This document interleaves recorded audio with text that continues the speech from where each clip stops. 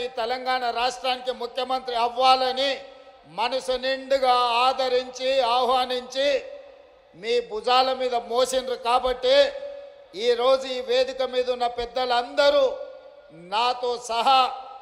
ఈరోజు వివిధ బాధ్యతలను నిర్వహిస్తున్నాం.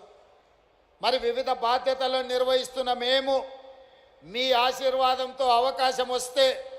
మీకు కృతజ్ఞత తెలుపుకునే బాధ్యత, ఆడబిడ్డలకు అన్ని అవకాశాలు అందించాల్సిన బాధ్యత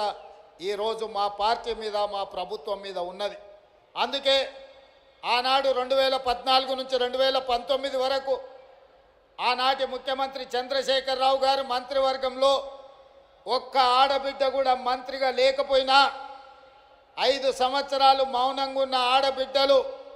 ఆ తర్వాత ఇచ్చిన తీర్పుతో మొదటి మంత్రివర్గంలోనే మీ అభిమాన నాయకురాలు శ్రీమతి కొండా సురేఖ గారు, మా సోదరిమణి సీతక్కను ఈరోజు మంత్రివర్గంలో ఈ ఓరుగల్లు గడ్డ మీద నుంచే ఈ ఆడబిడ్డలను మంత్రివర్గంలో ప్రముఖ స్థానం ఇచ్చి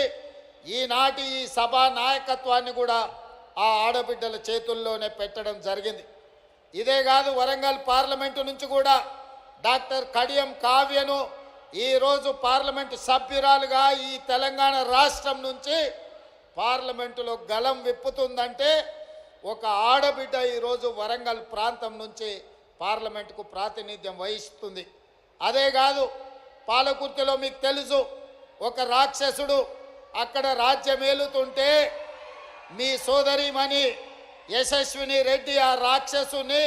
బండ, ఆయన పెద్ద రాజకీయ కొండ కదా, ఆ కొండను ఎట్లా ఢీకొంటామని పాత్రికేయ మిత్రులు అడిగితే కొండైనా దెబ్బ కొడితే పగులుతుందని చెప్పి